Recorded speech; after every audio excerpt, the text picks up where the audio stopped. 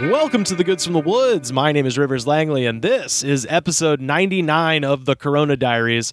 Got an outstanding show coming up for you. In just a moment, we're going to have our goddamn jam of the day with Sam Harder and Cooper Lyden. They'll be coming in here in just a second. But first, my phone's about to ring here any minute, and I am going to be speaking to the star of the podcast called Sideshow's Sideshow with Jeff May.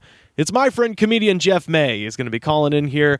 Jeff is an old friend of the show. He's been on a bajillion freaking episodes, so I am very, very excited to talk to Jeff. Oh, hey, phone's ringing. Calling in now from Mid-City, Los Angeles, it's my friend Jeff May. How's it going? Hey, how's it going, everybody? I am actually in North Hollywood. I am not in Mid-City. Where you met me, the Larchmont area, is not where I live. That's where I was co-quarantining for a bit of a while. Oh, okay. All right. Well, Yeah. You know, he's a man of mystery. What can we say? He's everywhere. It's Jeff May. I don't know if that was unnecessary. There was no need for me to be like, actually, my life has gone down the toilet since we last saw each other. Oh, Jesus. Well, you know, this is what happens when there's no comedy. There's no, we don't see each other regularly. Yeah. So, well, this is like my studio area too. This is like my office. So whenever I'm doing like sideshow stuff or podcasting or whatever, I come here. Yeah, I was gonna say it's a shame people can't see you because you've got what looks to be about 2 metric tons of Marvel comic books behind you. I do. I have lots of oh yeah of like hold nerdy. On. Is that a large IG-88 classic action figure that I see out there? This is the Gentle Giant repros of the original 1980 IG-88 from Empire Strikes Back. It is a little over a foot tall. So we have that. I also have, I'm a big IG-88 fan, so there's also the Gentle Giant IG-88 mini bust, as well as the Star Wars Unleashed action figure of IG-88 from the mid-2000s. Oh man, I don't know if I've had a chance to like really get dorky with anybody about the damn Mandalorian, but how stoked were you to see an IG unit finally in action, kicking ass? Seeing an IG was great. I was a huge fan. I mean, I love IG-88. I'm a big fan of the character. I liked reading the Tales from the Bounty Hunter story where he basically goes to war with Palpatine and becomes the Death Star. I friggin' love that so much. That was one of my favorite. Pretty much, I believe I read that one and Tales from Mos Eisley, and those two I read cover to cover, and those I think are the only Star Wars like expanded universe that I truly read. You didn't read Jabba's Palace? Yeah, I think I did actually. I had the Tales of the Bounty Hunter, Jabba's Palace, and Mos Eisley. Yeah, that's the triumvirate of attention deficit disorder Star Wars books, because you're like, well, I don't have time to read like a long story, but I can read an 8-page story. I'm sad they had to retcon all of the Dengar stuff out of existence, his rivalry with Han Solo and all that stuff on Corellia. Yeah, but also it's fine.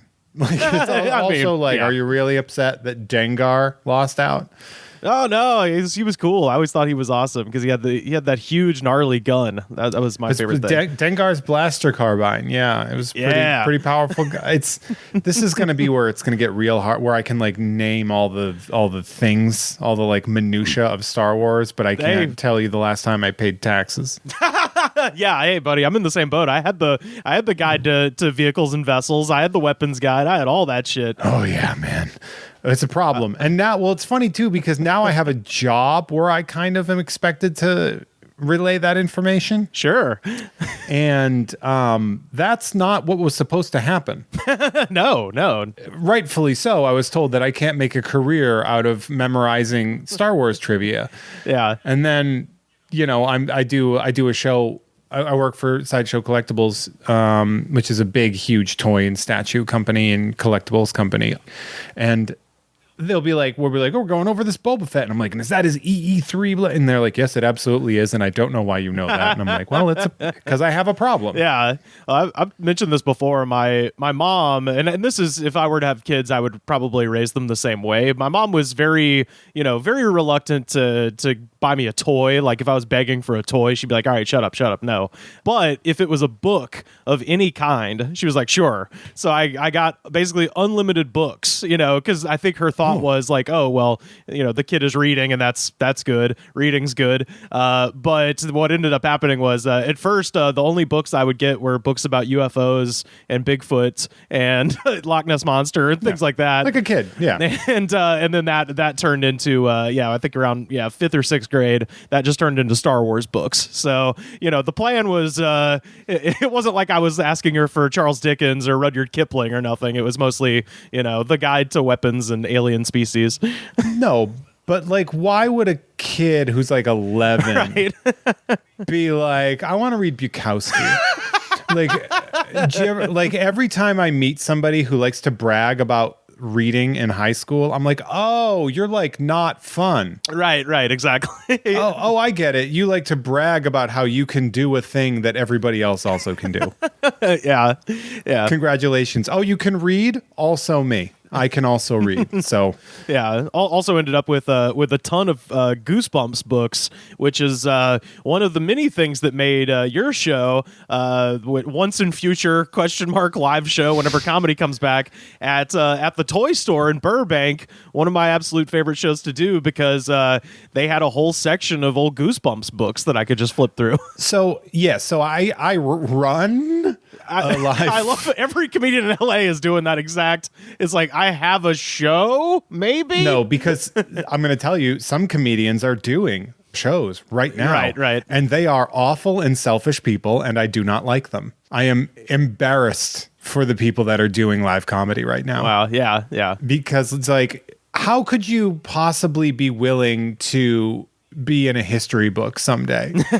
Yeah, this was under like a photo, and some people just didn't take it seriously. Pictured a live comedy show in the middle of the pandemic, right before it got worse. Yeah.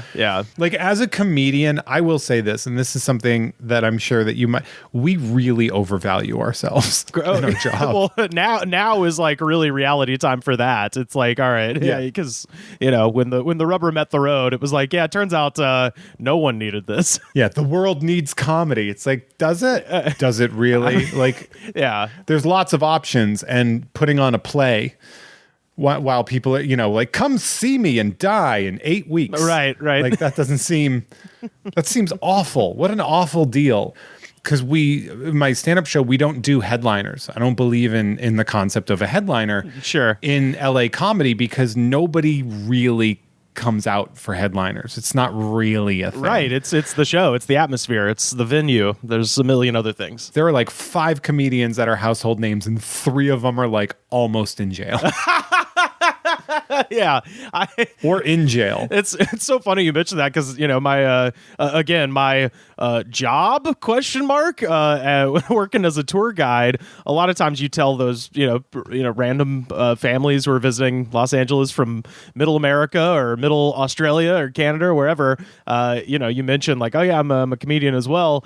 And they'll go, oh, who are your favorite comedians? And I have to say, like, well, would you like me to name people you've heard of, or would you like me to give you the real answer? Yeah. Because, most people, if you ask them, and I've tested this, because I'll ask them back, I'm like, who are your favorite comedians? And they'll go, oh, well, we love, obviously, Jim Carrey, Robin Williams before he passed. They'll name actors, yeah. Adam Sandler. And I'm like, okay, name someone who didn't make $40 million last year.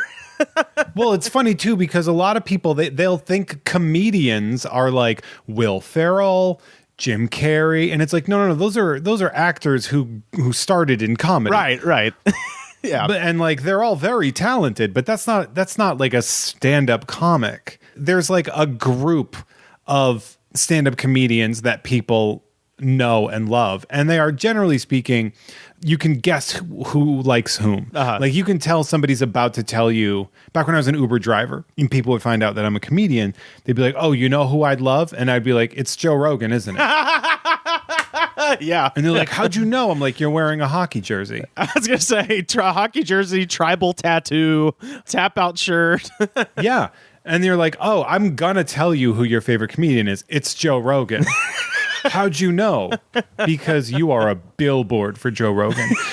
Or if somebody is just like, like your standard kind of like average American right now, it's Mulaney. Yeah, I get it is definitely anybody who's got a big Netflix presence, that definitely kind of drives the ship as far as like just straight stand up goes. And between Rogan and Mulaney, you have the Burrs, the Bill Burr fans. Right.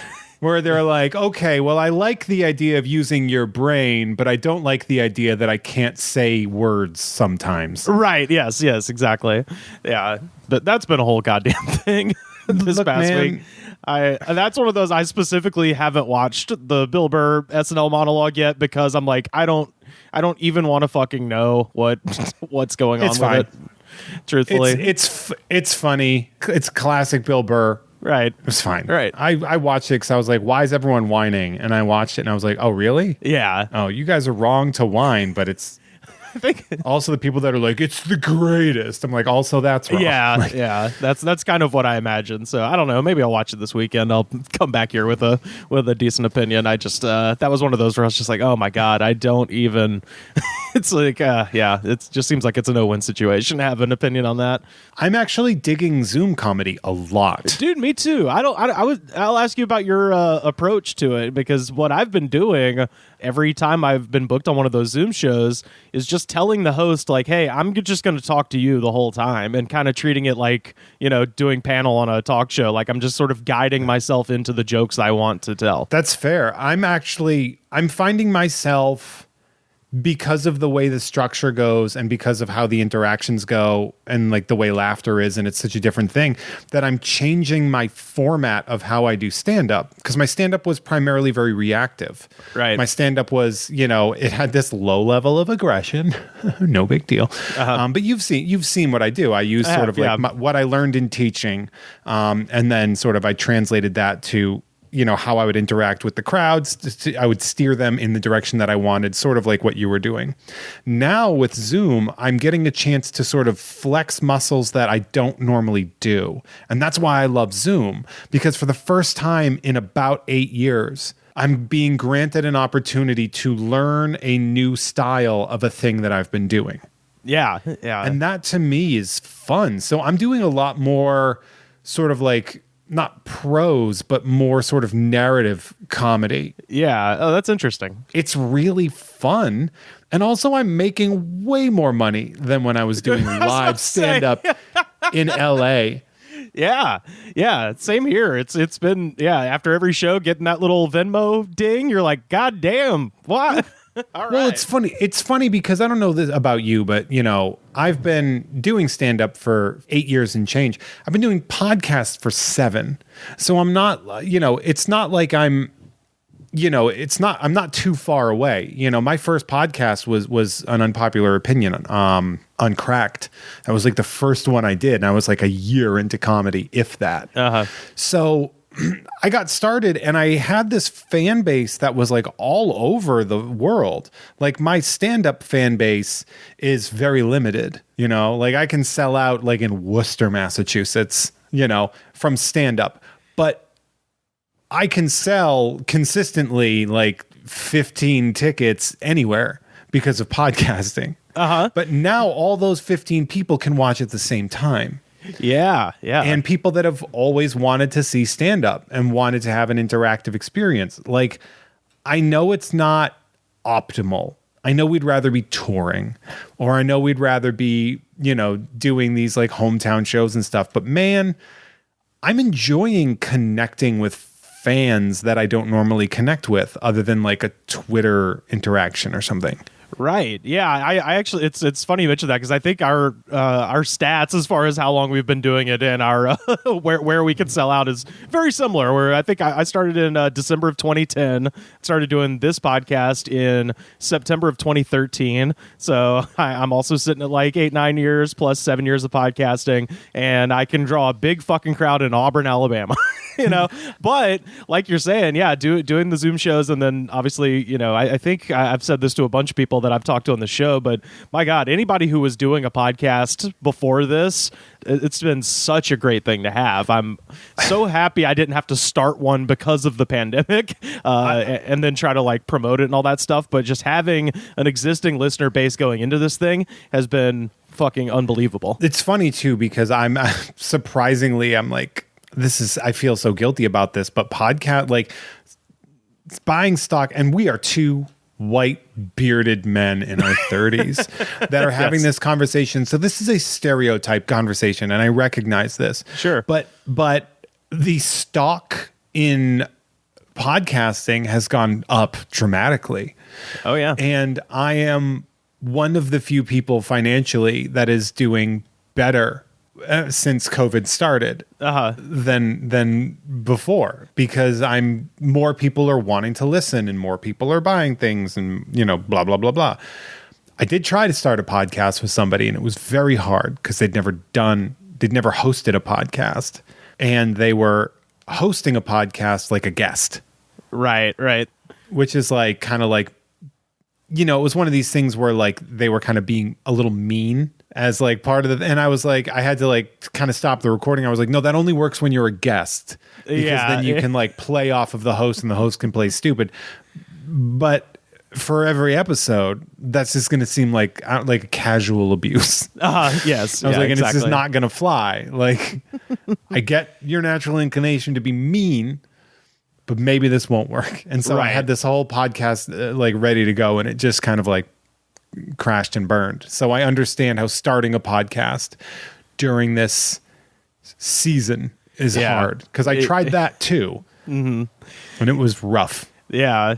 But you've got the Sideshow podcast. That's a weird gig that I got. That's such a strange story, because Sideshow is it's a massive company. It's a company that like, they have a massive amount of prestige in the nerd world. Right. Like, I'd known about their stuff forever, and I've been like, oh, wow.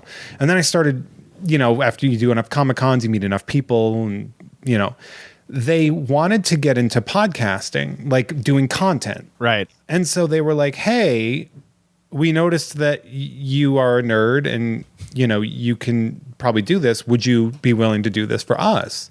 Right. On like a bi-weekly basis? And I was like, sure. And I gave them a rate. I gave them a generous rate, actually, for the first year, and told like as like a tryout, Right. So I started doing this show, and they were like, "Well, what do you want to do?" And I was like, "Well, I want to do long form interview. I want to pick my own guests, and I want you to not edit it for content without my approval."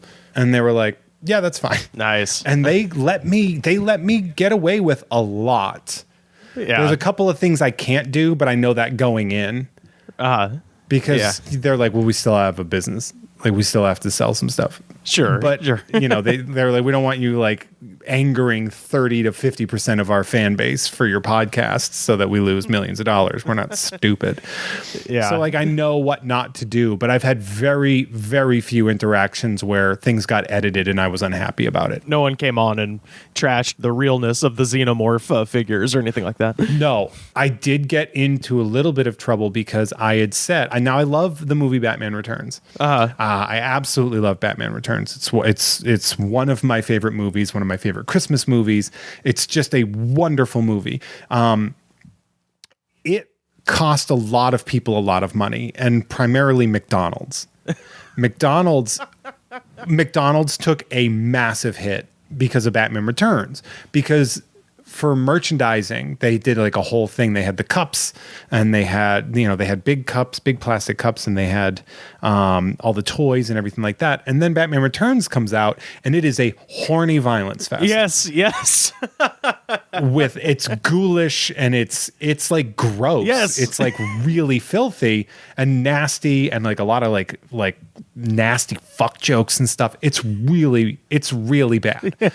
It's great, but it's bad. And it's not for children. It's not for Happy Meal toys. Yeah. And parents were pissed that McDonald's like signed off on this movie, which is why Batman Forever, McDonald's had final script approval. It's why there's a line in the beginning of the movie where he says, "I'll get drive-through." Like that's for commercials. And so what I said was, well, Batman Forever, it was in a conversation with someone. I was like, well, Batman Forever is the way it is because Tim Burton fucked Batman Returns. Yeah. And I said that, and like I got like it got like so red flagged, and they were like, "Hey, we work with Batman. You can't say that." And I was like, "Okay, but that is what happened." And they're like, "Sure." And they're totally right. They're totally like the way I said it was so wrong. Like, but I was like, I was at first I was like mad. Because I was like, don't censor me. And then I thought about it. And I was like, oh, yeah, you have a huge point. Yeah, 100%. Right. I will save that for the podcast that you are not paying me for. Yeah, so I was 6 years old when Batman Returns came out and in 1992, and I watched it, and I was underneath the age range where I could understand anything besides Batman is awesome. You know what I mean? That was my full comprehension of the film was like, Batman is fucking so cool, dude. And that was it. Nothing else about it, registered. So I for sure got taken off the playground, and I had to sit down with the teachers during recess one day for screaming, "I played this stupid city like a harp from hell" at someone. Which is in Alabama. It's one of Danny DeVito's lines as the Penguin. Yeah. And I yelled that, and the teacher heard me, and I didn't understand that I wasn't supposed to say hell. So that's my big Batman Returns memory. But I definitely had all those toys from McDonald's. I mean, I bought the whole thing. I think that's one of those things where people's concern that like, oh, this movie might be too scary for kids or whatever. It's like most kids are real stupid like I was, and they're just like, dude, this has explosions, it's got the Penguin, and it's got Batman and Catwoman, and it's cool. To be fair, how many times do you think a similar story happened across this country? Thousands. Yeah. Thousands upon thousands of times. McDonald's is going to hear about that. Yeah. They had to pull their promotion. Like, think about that from a financial perspective. Yeah, it's a shame. But and then Warner comes around for Batman Forever, and they're like, "Hey, we got a new movie coming out." McDonald's is probably I wasn't there, so I'm just But they were like, "Oh, you fucked us last time. We're not gonna." Yeah, they're like, no. You have to make this really stupid, okay? We're gonna tone down the sexual overtones, so we got Joel Schumacher. Yeah, exactly. Yeah. Oh God. No, Joel Schumacher knew what he was doing, though. Yeah. Oh, I watched the hell out of that movie too. I would be lying if I told you, because I think I was 9 when that one came out, and I watched that one too. I loved it, dude. Like Batman Forever, Joel Schumacher said, he's like, I'm making a toy commercial. Right. That's what's happening here. I recognize and understand that, and I will make the bright, colorful toys do the best I can. And like to that, like I hated Joel Schumacher for a lot of it's it's kind of like how I feel about like the Star Wars prequels, Right. But then eventually I'm like, no, I respect him for 2 reasons. 1, because he knew what he was doing, which was making a toy show, maybe making a toy commercial. And 2, he really stuck with the whole like Batman and Robin are like pretty gay, and he stuck with it. Yeah, because he's kind of right. Like there's a very sort of like Greek pederast vibe towards Batman, sort of in the long run, not explicitly so, but it's sort of like, all right, well, keeps a lot of wards. It's like he's always got a ward. Oh my God. Oh shit.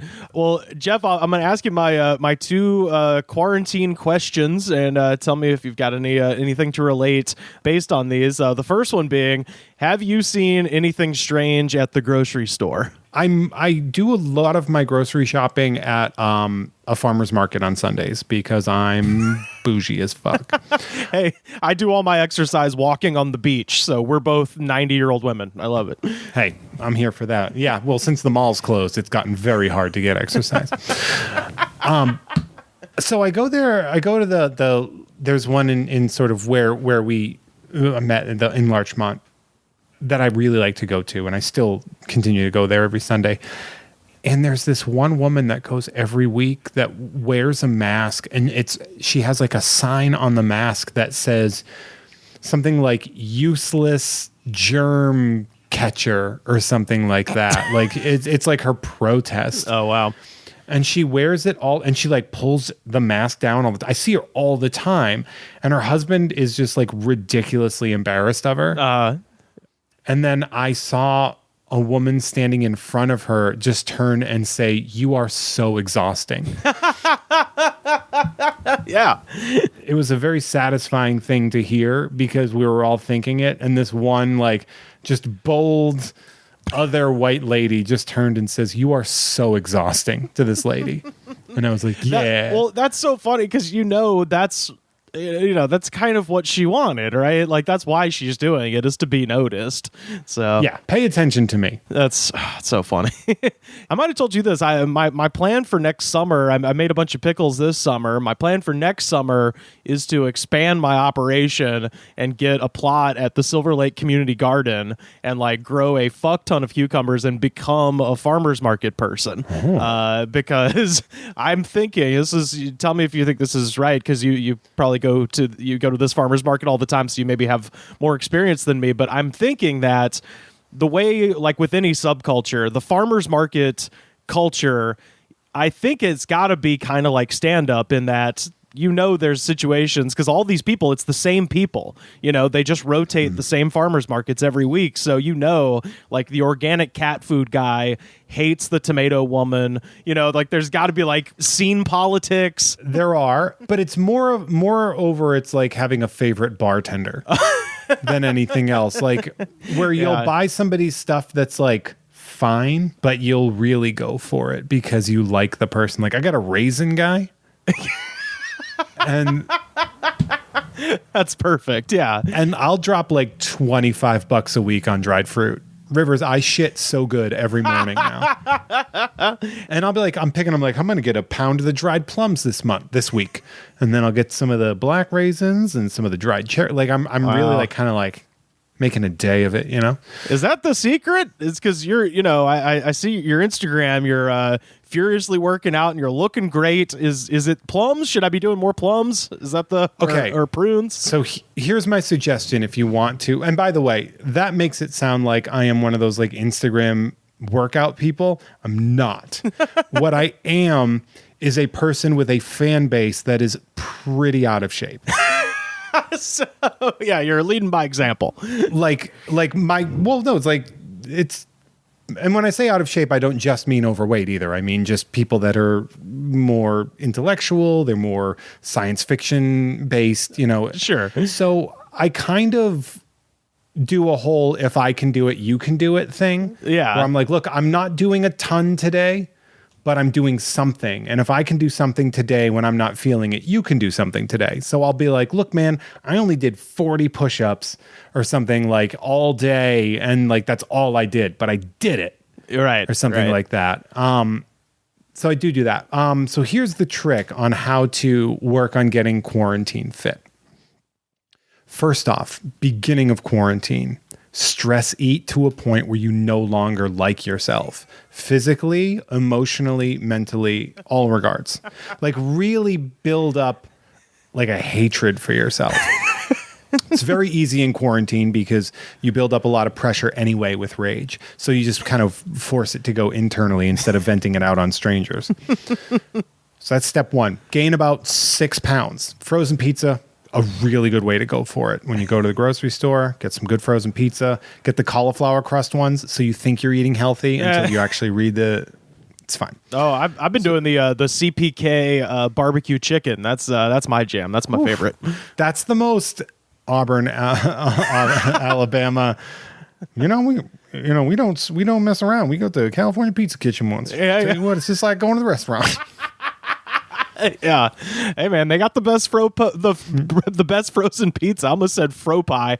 They got fro pie. The brand that we really went for it's called like Nature's Harvest or Nature's Bounty. It was a cauliflower crust, and it was better than any frozen pizza I'd ever had. Wow. Did call it power? It's fucking garbage. Oh yeah, I've had Don't that get one. that. Yeah, it's awful.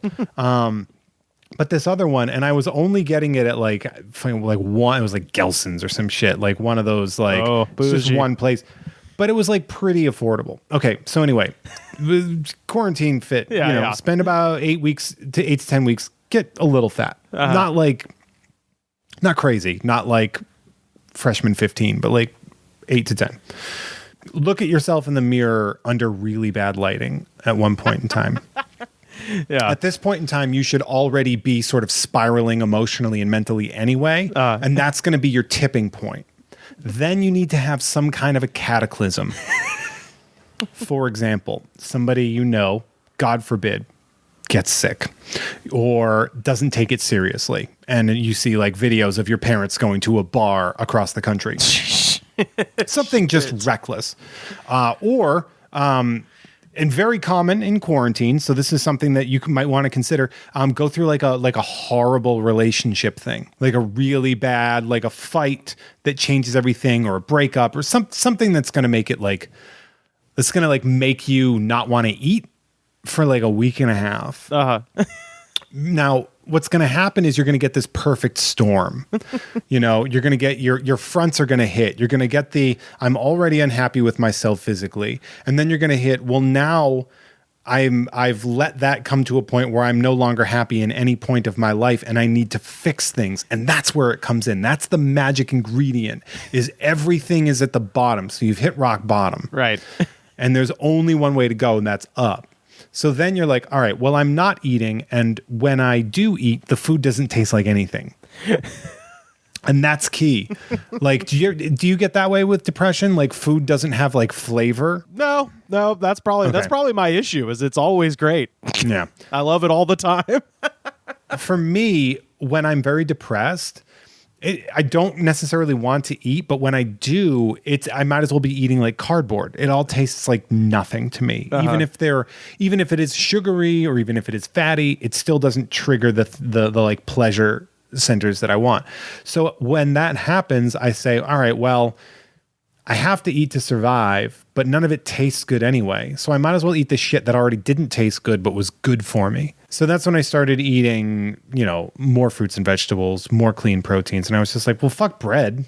Yeah. Like bread doesn't help me at all. So I got rid of bread. And then I was just like, all right, well, I'm a kind of a failure right now.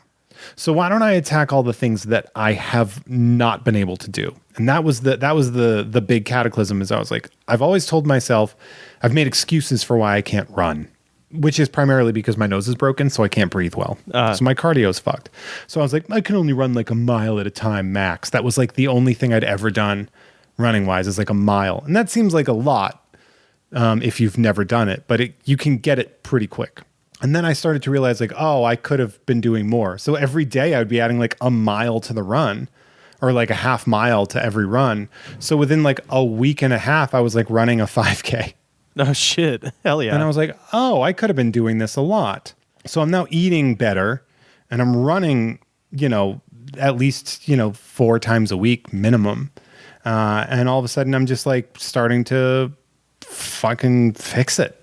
And then I started reading more, like books, because my brain convinces me that I can't read because it's hard for me to read prose. It's hard for me to read novels and things like that because ADHD is a real bitch about it. Yeah.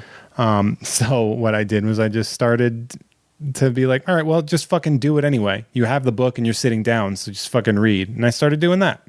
So I was reading like about 4 books a week. Wow, that's great, man. It's just like a whole like, all right, man, you fucked everything up this year, so it's time to fix everything. I've also convinced myself that I can't stay clean or neat or organized. So now I like clean my room and make my bed every day. This whole house is getting fixed up like Bob Vila. Well, it's like 10 days, they say. That's for how long it takes for a habit to form. Yeah. So I was like, well, if I do this every 10, for 10 days straight, then it won't even seem like work or insurmountable. I'll just do it. Yeah. Well, that's great, dude. Well, I'm going to ask you my last question, and then I'll let you go.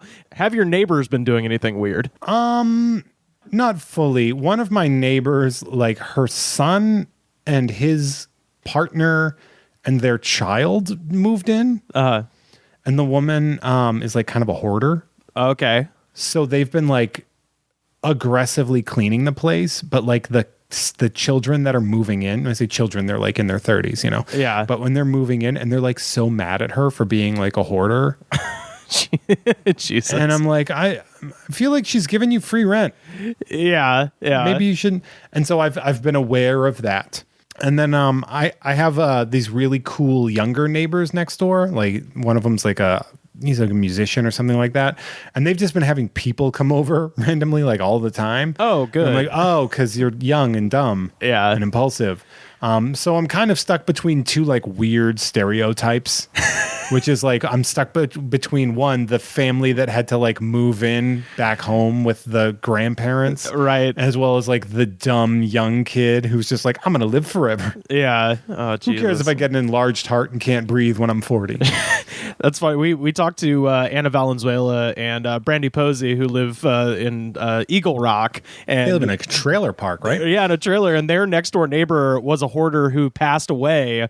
I don't think of COVID. I think right before it started. And so as soon as the pandemic started, they were there was like a crew just taking all of the stuff out of the house, and they ended up with Brandy has it's a saw like you would use to saw down a Christmas tree that has a little town painted on the side of it. And it's really creepy. Saw paintings, man. Are you not from? You're from Alabama. You're not familiar with saw paintings? No, I was. My theory was that this was like some like kind of prison art. Like the guy is in jail for murdering a town, and like George Bush painting his soldiers he had killed. This guy's painting the town he murdered with a saw. It's like Cracker Barrel art. It's a very like, that's why I'm surprised that you're not familiar with it, because that's like a very sort of like Southern farm kind of vibe to it. And I guess it's probably the reason that I'm familiar with that style of art is because I grew up on a farm. I've seen that shit before. The weird part is where people hang them, because sometimes they'll hang them like over a doorway. And I'm always like, oh, that's from a Final Destination. That's gonna end bad. Yeah, that's gonna kill a guy. I remember when I was on my honeymoon back in the married days. We were at I believe it was Chattanooga Airport. Oh yes, the center of culture. This was in 2010, I want to say. Yeah, 2010, the summer of 2010. So we're very post 9/11. And there was like the big sign when you enter the airport is no guns allowed. And then under it says unless for shipping. And I was just like, oh, so like... Okay. Yeah, that was one of the little minor stories that I read early on. Is when all of the airlines were reporting like some crazy huge like a 200% increase in confiscated firearms of people trying to put fucking guns in their carry-ons, and I was like, oh, it's because the only people flying right now are the kinds of psychopaths that would try to get a gun on an airplane. 100%. So and they want to use that gun against anybody who tells them to put their mask on. Yeah. Oh yeah, exactly. Oh man. They'd be like, you ain't gonna tell me that, man. Nope. Well, Jeff, this is so much fun to talk to you. As always, I appreciate you making the time. I can't wait until we can maybe see each other again in person at some point. So we'll see. We'll see what happens. Maybe just counting them down, man. Maybe 4th of July at Kyle's house. Maybe. Who knows? Who knows? Yeah, that would be great. It's probably not going to happen. Yeah, but it sure would be nice. It would. We'll pencil it in. We'll pencil in 4th of July. It would be nice if people would know that it's not over and we are trending up and it's going to get worse before it gets better. Well, on that note, Jeff, where can people find you? online. Oh, God. All right. You can find me on Twitter and Instagram at Hey There Jeffro, HeyTherejeffro. Don't bother finding me on Facebook because not only will I not accept that friend request because Facebook is like only for my mom, but also I just kind of stopped using it and I feel so much better. I took the app off my phone. I can only access it through the internet, through the information superhighway. Yeah. But there's that. And then you can check out, I have 3 regular podcasts. I have Sideshow through Sideshow Collectibles. That's every other Tuesday. I have Tom and Jeff Watch Batman through the Gamefully Unemployed Patreon, and that is every Wednesday. And then a podcast called You Don't Even Like Sports, a sports podcast for people who don't like sports, and that's on the Unpopular Opinion Network. So you're going to want to check those out. Lots of fun. That's a fun one. They're all fun. We just wrapped up Tony Stewart. Oh shit! Hell yeah! We were talking about NASCAR yesterday. I was saying I'm still mad at my friend Joe Raines for talking me out of buying a GoDaddy.com NASCAR jacket. I saw the photo. Yeah, you saw the picture, right? Yeah, it's a good looking jacket. I got convinced not to buy a Magic the Gathering Nightmare denim jacket in Omaha, Nebraska when I was on tour because it wouldn't have fit me very well.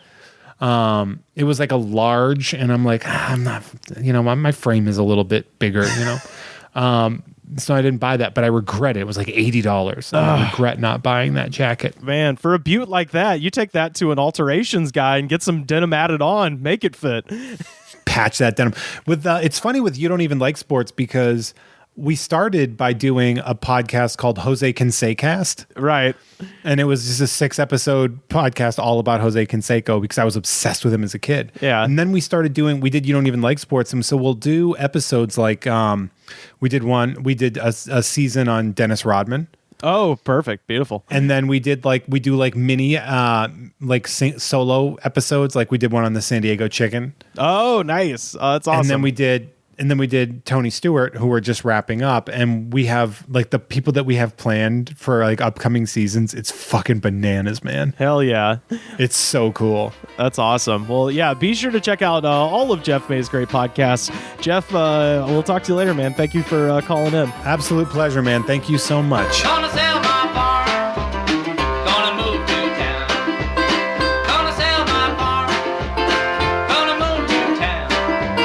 I got the farmland blues right now. Well, how was your day? It was all right. I had a vegan burger. Ooh, which one and where? You big on them? Yeah, dog. Yeah, he is. I've only had this one, to be honest. It was a No Moo burger on Melrose. Oh. They only accept card.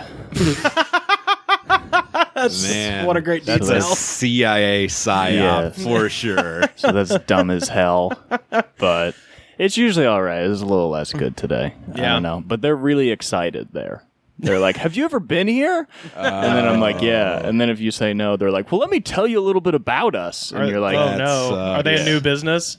they must be. That's what it is. It's one of those things where they force their employees to do that. Oh yeah, I worked at a stupid grilled cheese sandwich place, and I opened it I was like on the crew that when it first Oh, yeah? opened, and they told us that exact thing. They're like, be extra as fuck, basically. Right. And our first Yelp review was someone gave us 3 stars and just said the food is good, but the staff is so nice that it is creepy. Yeah. And I was like, fuck you, they told us to do that. This place is man. close to that. I honestly feel like they've been open for like a couple of years. Oh, but really? they're, it's like the burger wasn't great, but I love how excited they are. Because they think it's going to change your life. They think you'll like become vegan when you eat it. They're Oh, like, man, God, I didn't even think about that. Yeah. he'll see that it's good, and then he'll be here every day. It's not even healthy.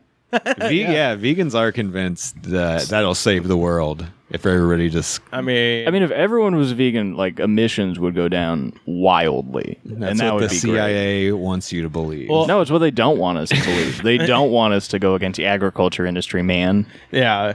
God, what the hell is it called? That coffee, the coffee berries get eaten by like a jungle cat and then pooped out, and it like I've heard of this. in the I've heard of digestion this. process gets fermented. Right.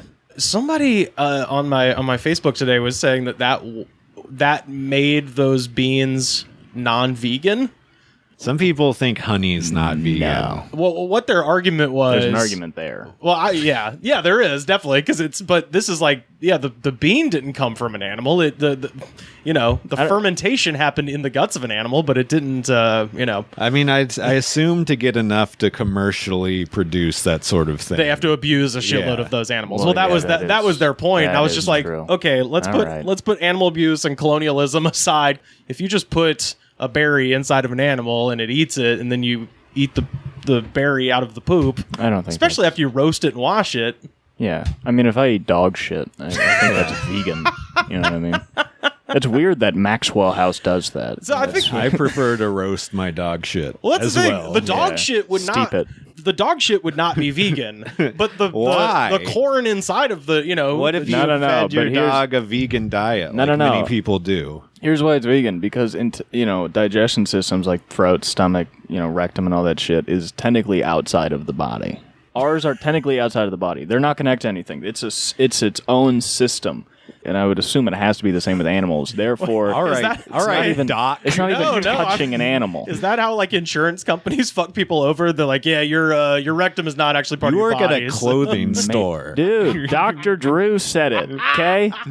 Dumbass. Nah, it is true. It's a closed system. Wow. It has nothing to do. That's why, like, if your fucking stomach gets punctured or some shit, it's like something is, like, I mean, obviously it's shit, but it's like, it's Yeah. it's as Yeah. if something is leaking into you. Yeah. Because it is inside of you, but it technically it's not. It's not your muscles or skeleton. Nah, it's its own thing. Yeah. All right. Yeah. I don't believe So, you. Right in at the Goods Pod. Tell us, is poo vegan? We definitely, yeah. Poo is vegan. And tell us what's your opinion That's about really- whether the insides of you are actually inside of you.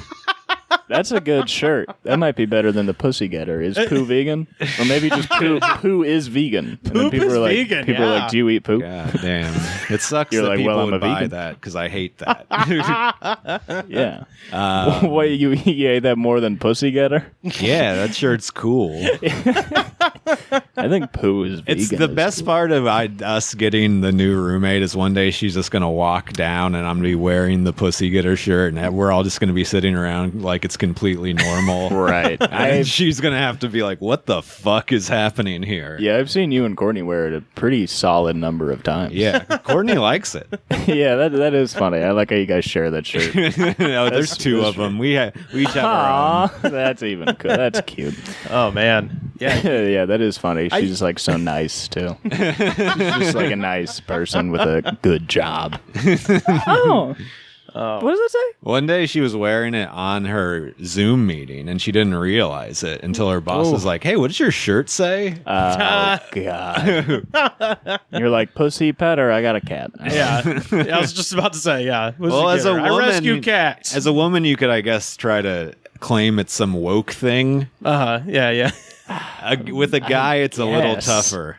The getter though is like that's tough to swing into a woke thing. And many guys also are pussy getters. We have found out from wearing the shirt in public, Yeah. and we'll comment on it. Oh yeah, the guy at the supermarket. It's always the best when somebody sees what you're wearing and they're like, hell yeah, man. But especially if it's that. You know? Yeah. Right, that's true. Especially when somebody's like, dude, I love pussy too. I wish more people had pussy paraphernalia and merchandise. Yeah, I like when there's kind of like three thing guys, where they're like whatever sport I like, whatever food I like, and pussy. Yeah. So then when they see another guy that likes pussy, they almost act like it's a niche. Yeah. They're like, dude, Oh pussy? wow! Oh, you fuck pussy too? I fuck Beer? pussy. Beer? Yeah, you like beer? Football? I like do. tits. Well, are y'all ready to hear our jam of the day? All right. Yeah. This song, by the way, featured on Now That's What I Call Music Volume 12. Nice. Alongside such songs as Air Force Ones by Nelly, Jenny from the Block by J-Lo, Snoop and Pharrell's Beautiful, and 03 Bonnie and Clyde by Jay and Bay. So just to set the time period here. This is what we're talking about. I love Air Force Ones. That's a great That song. song rocks. Yeah. This It band changed the game. People started wearing them again. This band, by the way, they've got kind of a creed problem where people are like, oh yeah, that Christian band, and they are their go-to line is like, hey, just because every single person in this band is a hardcore Christian doesn't mean we're a Christian band, Jack. So Do they sing about Jesus? I mean, they are very clean boys. They talk about, emotions and not the sins, the sins of the mind and not the sins of the world, Okay. They're not a worldly band, you understand? That sucks. It's like hardcore bands talk about their emotions, but at least it's exciting. Yeah. At least there's people getting kicked in the mosh pit. Yup. We could listen to Red by Minor Threat. Oh, there we go. Seeing Red, right? I don't know. Fuck yeah. Right in. So let's get down to these comments here. John Campbell from 6 months ago. I play this when your church single you out. I play this when your church single. So I guess he got excommunicated. Seems like I it. guess. His church fucking kicked him out. Yeah. I for got wearing some too. eyeliner to church. Wait, I got one. Oh, yeah, Let's hit go me. back and forth. I actually got some today. Hell yeah, hit me, baby. We got Matt Elrod says, makes me want to sit down with my high school bully, get to know his reasoning as to why he made my life a living hell, and tell him why he will never be happy. Whoa. Man, this guy is the saddest. What a fucking loser. That guy is happy. The guy that kicked your ass is happy. He doesn't even think about you. No. He has no idea you exist. He thinks you died. I like that he can't circle that square of like, if you were to actually sit down and talk to this person, you would realize you both have the same problem. You know what I mean? He's probably getting bullied by somebody exactly. else. His parents are are down the ladder. beating the shit out of him. You're both sad, but he Yeah. can't. But instead, he's like, I'm gonna find out why you were mean to me, and then also fuck you. I really thought the Yeah. comment was going to go like, I want to sit down with my high school bully and beat the fucking shit out of him. But he wants to defeat him with the mind, Yeah. which is that dumbass notion. I think it's funny, too, because if you sat down with him, the guy would probably be like, kind of what you said. He'd be like, yeah, I was going through a really terrible time in my life. And then that guy's still going to try and dunk on him and just be like, and you'll never be happy. He's like, oh, well, actually, I got into therapy, and I found out that I had a lot. I'm making 6 figures. Yeah. I have some children. I really like spending time with them. I have a wife that supports me. I finally feel loved for the first time. What do you do? I like how he wants I to also twitch. he wants to get his reasoning as to why. Yeah, because it felt good to hurt you. Is why he did it, dumbass. Man, fuck that guy. I'm sorry. Jason Matt Elrod, fuck off. Jason He Falconbridge. can't even get away from being bullied. Jason Falconbridge from 2 years ago used to hit my 3-foot bong when jamming out to this. Now I have 2 kids, 2 jobs, and a wife, and no 3-footer.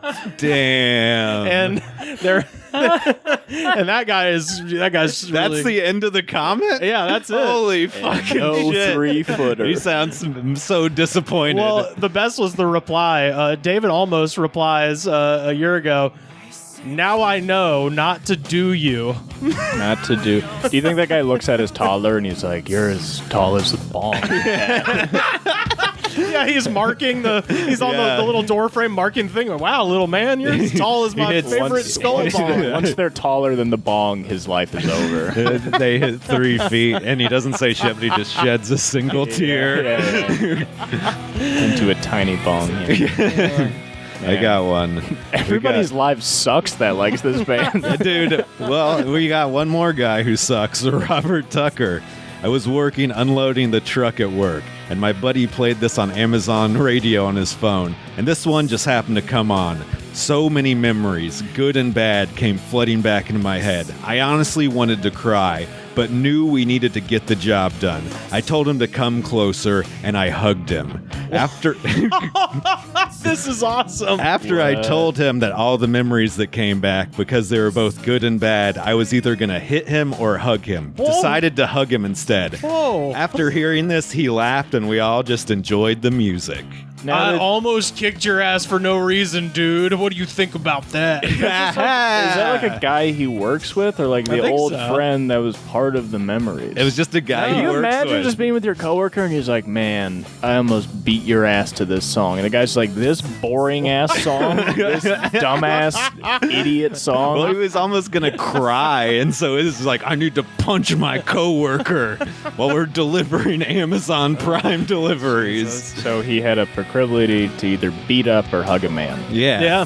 That was the only All two right. options. Well, Hey man, that's like so fucking like toxic masculinity 101. Oh, yeah. I'm just like, I need a hug right now. Yeah. Man, I almost fucking just hit you. it's funny because there's so many songs that like all get all sad to or whatever. Or not, you know what I mean? The song, you know what I mean? All right, we all got. let's list them. there are, Coming like, in at there number are- 3. You know, there are songs that you're like, man, this song is crazy sad. Yeah. But it's so I can't really judge. But it is just funny to imagine people listening to this with their head in their hands. Lay down. It's like what? Yeah, there's definitely comments about punching holes in walls. yeah. Shit. Dean Rainey from 4 months ago. And by the way, there's a significant amount of comments in these types of songs that we talk about Ozfest. And apparently Ozfest is where the justice of the people gets dealt out to shitty bands. Because here's what happened at Ozfest with Chevelle. So Dean Rainey from 4 months ago, I saw Chevelle at Ozfest. The lead singer literally had to stop the band to say, "Hey guys, the show is up here." The open mic comic who's like, why is nobody listening to my set? It's so awesome because literally, how many Ozfest comments are there with these bands like this where they're like, "Saw him at Ozfest, everybody booed him," and I'm like, Yeah. "Ozfest sounds dope." Like, Yeah. it's just Ozzy Osbourne just putting like the shitty bands up upon the altar to be sacrificed by fucking Sabbath people. At least awesome. in comedy, it's like you're already talking, you know. So you can say, but he literally is so bright. Hey guys, Guys, can you pay attention? Show's up here, please. hey, you know, I mean, why'd we come out here? Why'd you even come? Yeah, I thought we were here to have fun. Fuck you, Creed. yeah, We're not Creed. yeah. We're not Christian. We're cool. We are Lion's Den. I got one here from Nicholas Fott.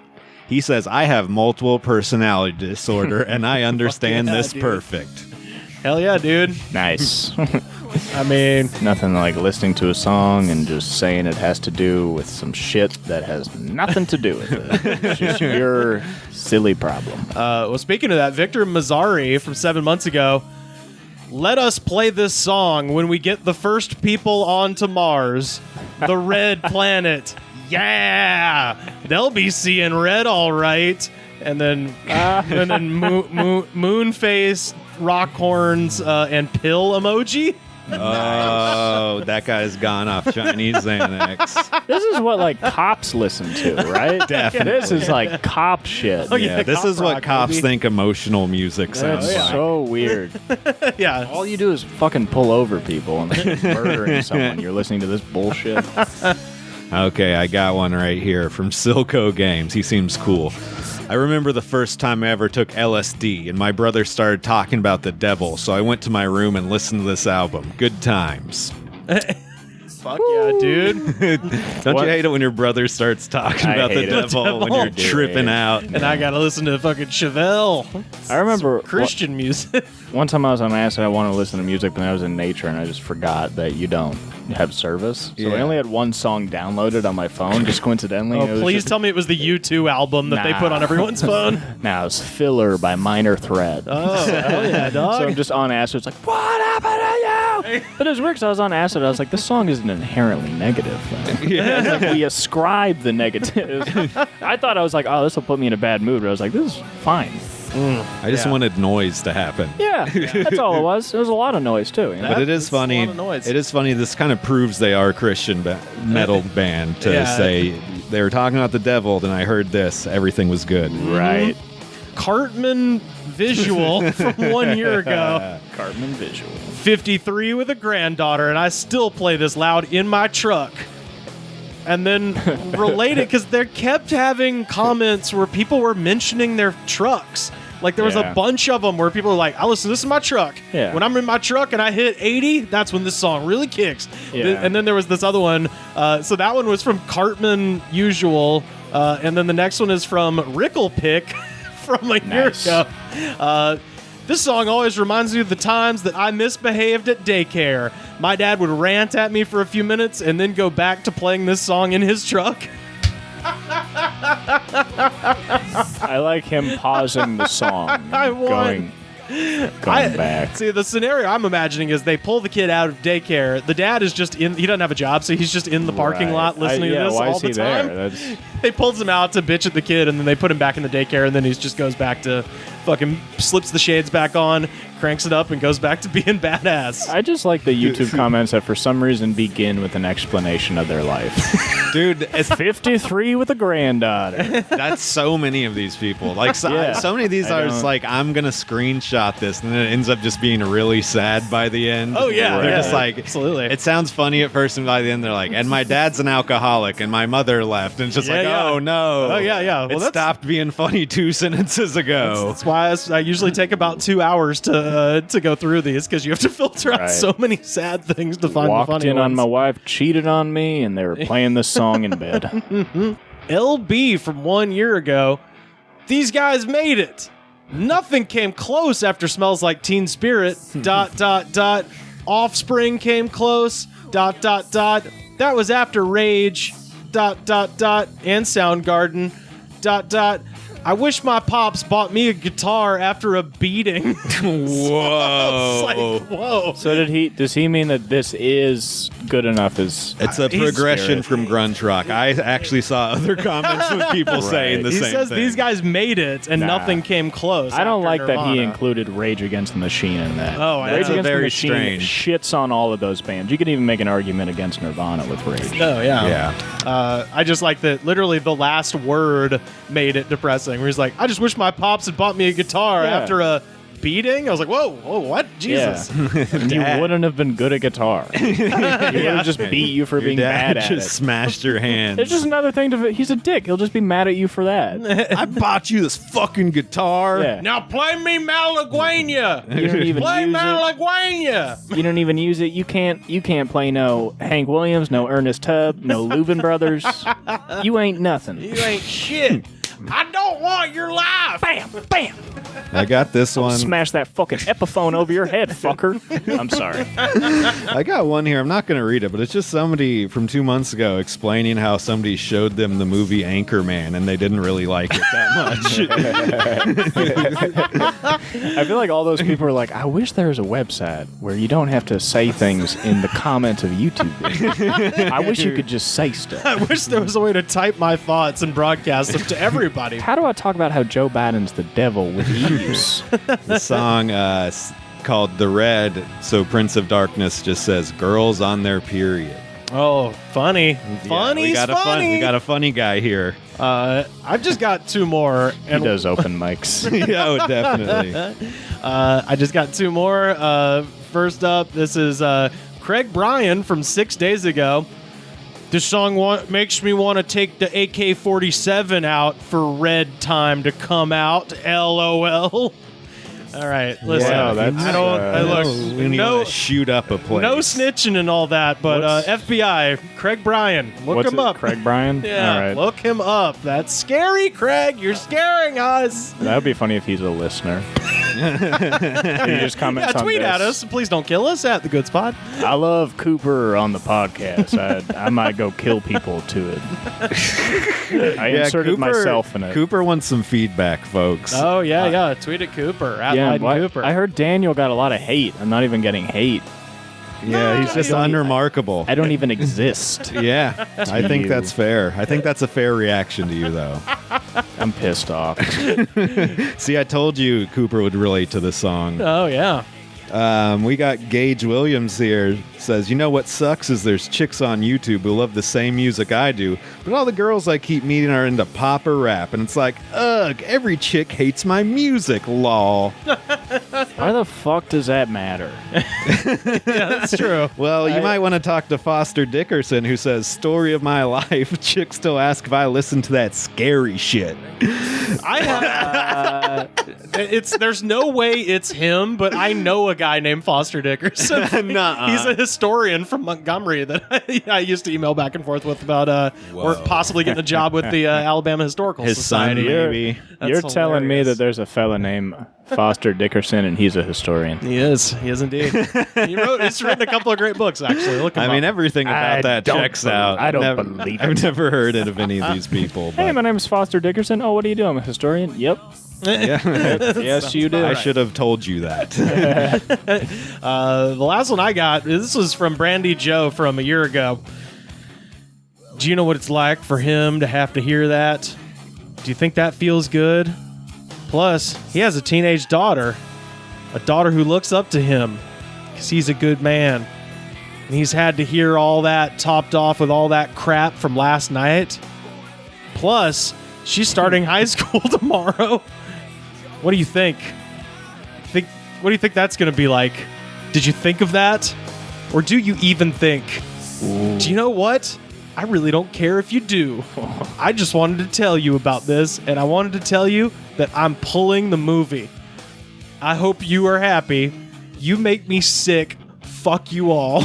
Whoa. I like the part where she said plus because none of it had really made sense to begin with. I like the part where she's like building off of. I like when she's like, I'm pulling the movie, because I don't know what she means by that, but I would love it if Brandy Joe was, some sort of like Hollywood agent or producer of some kind. Like, we're pulling the movie. She's just been getting drunk and then filming herself on her phone going, this is a movie. It's probably a porno they found. Yeah, I was going to say, first scene, that's my fucking pussy. Fuck you. And then she puts this song over it. So lay down. Just kind of over her voice, too. You can see she's talking, but you can only make out a couple of words. That's so good. I have actually more of a back and forth between Gage and Foster. Oh, boy. So the fact that only Christian people listen to this band makes all these comments make so much sense. That Foster says this is scary shit. Gage says, dude, I had a girl tell me once that we listened to some kinky shit once. I was like, do you guys ever take time to listen to the song? No, we don't. We've never heard the lyrics. Man, most people don't even take time to listen to the lyrics of songs they like. And then somebody responds, that's because many people are getting into music that's taken over by computers. Oh, What? no. And then Victoria Lindway says, my best friend hates this music but loves rap music that talks about sex. Lol. All right. You gotta love the Christians that just come out. Absolutely. Yeah. Oh, I love the Roddy moral hybrid. Jajar says, has anybody ever played Need for Speed Hot Pursuit 2? If so, who would agree this would fit great in the soundtrack? I think that's just you. I think Man, That's such a wild question to ask, to be like, hey, I'm lonely as shit. Does anybody like the one thing I love in the world? It's such not a talking point. Yes or no? That's the conversation. Tom J wonders, why has this got so many dislikes? Grim says, is this song about heroin? What? You know what's funny is we could go through the comments and just say fuck you to every single person. All of them would respond. Yeah, for sure. Listen to this guy who would definitely respond. Daniel C. Listen to this song immediately after being blocked by my former crush on Facebook. Ooh. Which caused me to punch a wall until my knuckles bled, bang my fist on counters in the kitchen, which spilled a drink all over the floor, and spend about 3 minutes screaming and swearing. Jesus. Sometimes I feel like this song was written specifically for me. Oh my. So this is just some stalker, my former crush who blocked me. Yeah. Wow. Dude, it's so insane to say former crush. Because it's like, you mean stranger? Yeah, I was about to You say. mean probably a woman he didn't even know. Yeah, He's just a definitely. reply guy, and then he's like, we could have had something. You know what my other word for former crush is? Corpse. Man, that's just terrifying being a woman that you're just online and there's some guy punching his walls because of you. Yeah. You just don't even know. He's just there. Making himself bleed, swearing for minutes. Yeah, and most of them don't even want to kill you because they're like, I just have to deal with her letting me go. Yeah, they want to pretend like they're smart in relationships somehow. Right. Well, on that very spooky Halloween note, that is our jam of the day. Wait, I got one more. Oh, you do? Somebody asked, what's the song about? Eric Adrian Ryan says, it's about when people F you over and you don't like being looked at like a bitch. So you go into a room with that person and maybe persons and clear it one way or another. And by that room, I mean the cage at UFC. We gotta settle this. You click on the record player because you have a vinyl of this song. It'd be so funny if somebody's getting angry, like, "Oh, you think I'm a bitch?" And then they just put on this song. How about now? Well, that is The Red by Chevelle. That is our jam of the day, and that is episode 99 of Holy the motherfucking fucking Corona shit. Diaries. Sam, where can people find you on the internet? They can find me putting out 2 years worth of podcast content over the course of 9 months. That's 6 months? I Six? don't know. No, yeah. What Who is knows it? at this point? Who knows?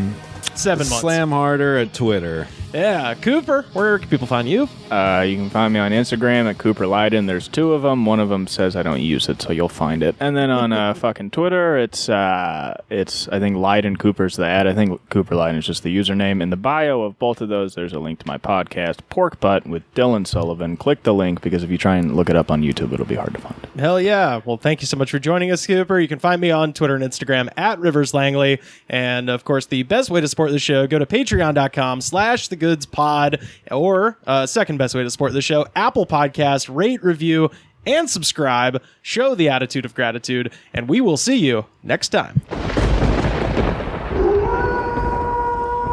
Oh, hello. My spooky selection for today comes from a hard rock band from the Pacific Northwest that, despite a relatively short career, became hugely influential with their wild, aggressive sound and dark subject matter. No, not that band. I'm talking about the pioneers of punk rock. I'm talking about the Sonics. Originally formed in Tacoma, Washington in 1960 by a teenage guitarist named Larry Parippa, the Sonics would go on to have several lineup changes before 1964, when Jerry hired drummer Bob Bennett and keyboard player and lead vocalist Jerry Roseley. Jerry Roseley's vocals are about as crazy and unpolished as you can imagine. From the first note of their debut record, Here Are the Sonics, it's clear the band wants to convey a sense of wild abandon, maybe even danger with their sound, and much of that has to do with Roseley's vocals. On almost every recording the Sonics ever made, Roseley's vocals are almost always distorted because his singing and Little Richard-like howling is so loud the amplifier has to go into overdrive. It is said the Sonics were only satisfied when all of the VU meters were continuously in the red while they were recording.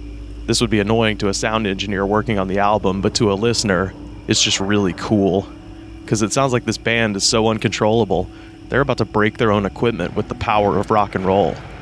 As for the drummer, I'll just read what Seattle resident Kurt Donald Cobain had to say about Bob the drummer. Quote, "The Sonics recorded very, very cheaply and on a 2-track, and they just used one microphone over the drums and they got the most amazing drum sound that I've ever heard. Still, to this day, the Sonics have my favorite drum sound. It sounds like he's hitting harder than anyone I've ever known." That guy seemed to know what he's talking about because it's true. Bob Bennett's drums are loud as hell, and he's also the guy the band points to as the reason they have the sound they do. Like all drummers, Bob always wanted to go faster, but instead of hindering him and forcing him to go back into a fun, swinging beat, Larry and the boys embraced the faster sound and they just went with it. So what does all this add up to? To put it frankly, the Sonics are the first punk rock band. Even if you were tempted to bestow that honor on Iggy and the Stooges or the MC5, the Sonics predate both of those bands by 5 years. It's not much time in the real world, but when you're talking about the fast-moving rock scene of the 1960s, 5 years might as well be 5 lifetimes. Remember, only 5 years separate the death of Buddy Holly from Ken Kesey's acid test with the Grateful Dead. Anyway, back to the Sonics. Like many local dance and party bands of their day, the Sonics did a lot of covers. I always like to point people to their cover of The Contours' Do You Love Me as some pure proto-punk perfection. For this song, the Sonics used the same glorious mixture of hard-driving, caution-to-the-wind aggressiveness and syrupy doo-wop sentimentality that would supercharge a little band from Forest Hills called the Ramones a decade and change later. As for their spooky songs, the Sonics have quite a few originals that would easily fall into this category. Remember how I mentioned they had dark subject matter? Well, 30 years before grunge officially gave the Seattle scene its angsty signature sound, Jerry Roseley and the Sonics were screaming the word psycho over and over and playing heavily distorted songs about drinking strychnine.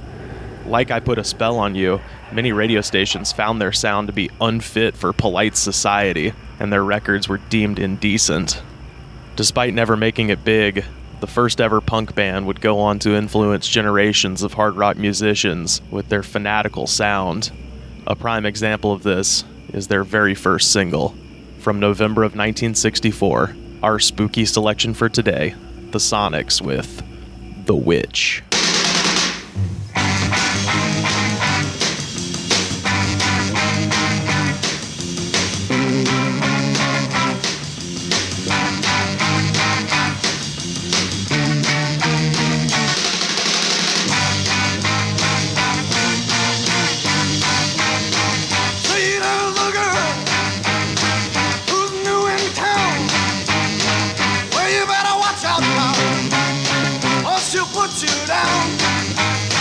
She's an evil chick.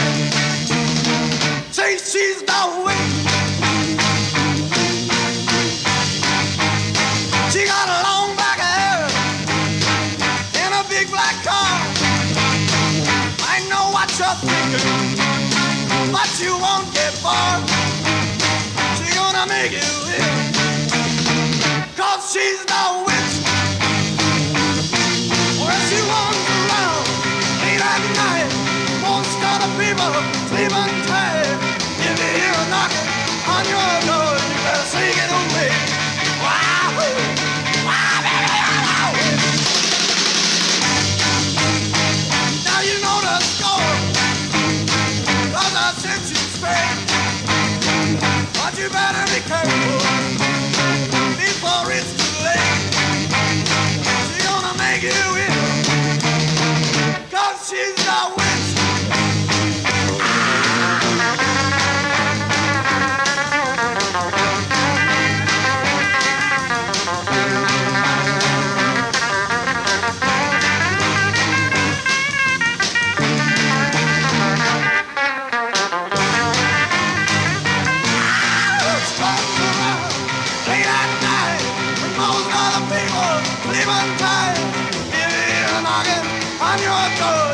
Take it away.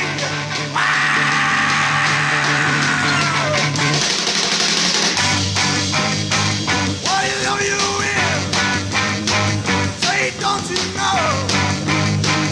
And do you remember that I told you so? Gonna do you in, 'cause she's the